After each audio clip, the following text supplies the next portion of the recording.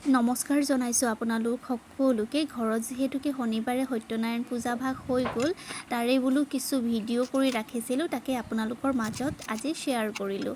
এয়া মানুহজনে সত্যনাৰায়ণ পূজাৰ বাবে বনাই আছে দনা, আৰু এয়া কলৰ যিটো গছ সেইটো দি বনায়।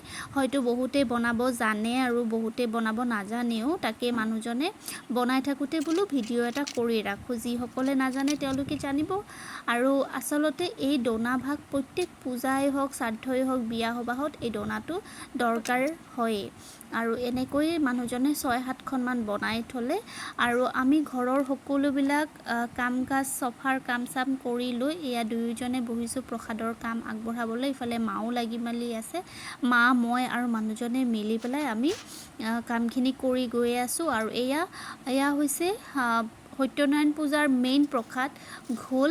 আৰু ঘোলৰ প্ৰসাদ পাবলৈ হেনো ভাগ্য লাগে, নহয়নে? সৰুতে মাহঁতক কোৱা শুনিছিলোঁ। এই প্ৰসাদ ভাগৰ কাৰণে কিন্তু সকলোৱে খুব আগ্ৰহেৰে বাট চাই থাকে। আৰু আমাৰ মানুহজনৰো বহুত হেঁপাহ আছিল এই ঘোলটো তেওঁ বনাম বুলি।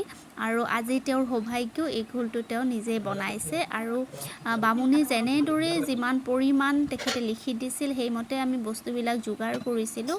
আৰু যিহেতুকে বামুণ আহিব তাৰে পিছত বাকীখিনি বনাব, আগতীয়াকৈ তেওঁ কৈছিল যে কলৰ বস্তুখিনি মই ৰেডি কৰি থওঁ। আৰু এয়া কলখিনি তেওঁ চেনিৰ লগত মিহলাই পেলাই এনেকৈ চালনীত চালি লৈছে, আৰু যিখিনি এক্সট্ৰা থাকি যায় সেইখিনি পেলাই দিছে। এয়া দেখিছেনে?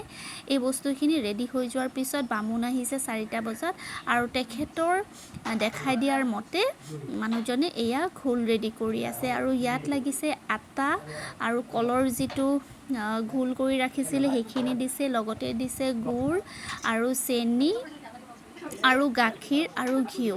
এইকেইটা বস্তুৰে এই ঘোলটো ধুনীয়াকৈ প্ৰস্তুত হ'ল।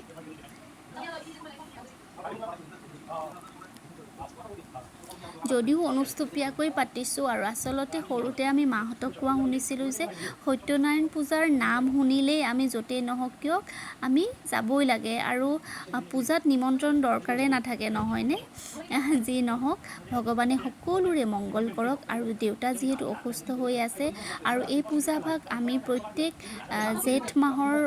জেঠ মাহত কৰোঁ, যিহেতুকে দেউতাৰ জন্ম মাহ, আৰু সেইবাবে দেউতাৰ কাৰণে এই পূজা ভাগ আমি কৰোঁৱেই।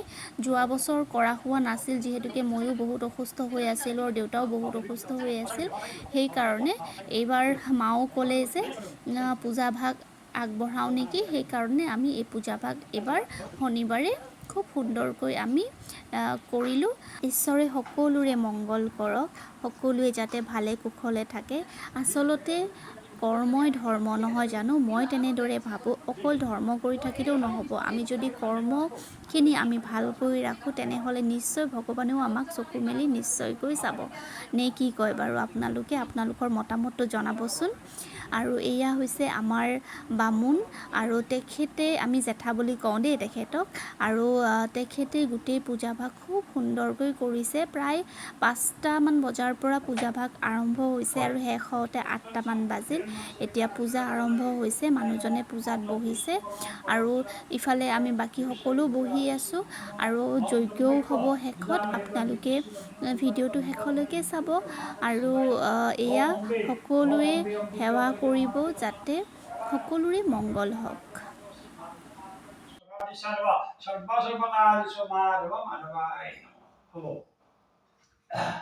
নারায়ণে নমঃ। এতৎ আসমর্থং জলমেন পুষ্প ওম যজ্ঞেশ্বরায় যজ্ঞেশ্বরায় নমঃ। ওম বিষ্ণু দেবতায় প্রজ্বলিত ঘৃত প্রদীপায় নমঃ। তৎসপরিভূতায় ওম যজ্ঞেশ্বরায় যজ্ঞপুরুষায় শ্রী শ্রী নারায়ণ নমঃ। এই সংসিত্তরে সাহা হেনকে হেতাল্প স্বগৃহীত তুলুরম সংসিত্তরে সাহা স্বগৃহীত তুলন্ডুল ওম সংসিত্তরে সাহা স্বগৃহীত তুলন্ডুল ওম সংসিত্তরে সাহা তুলন্ডুল ওম সংসিত্তরে সাহা স্বগৃহীত তুলন্ডুল ওম সংসিত্তরে সাহা স্বগৃহীত তুলন্ডুল ওম সংসিত্তরে সাহা স্বগৃহীত তুলন্ডুল ওম সংসিত্তরে সাহা প্রমনো যজ্ঞেন ঘৃতেন তন্দন্ন বদ্ধাস্য সুত্তাসু ধর্মমস্যায় অগ্নিমালটা। হাত ছাড়া কিন্তু ওম পুনর্দেবী পরাগত সুপর্ণা পুনর্গত বৈষ্ণব ভিত্তিনা সুত্র সায় নমঃ।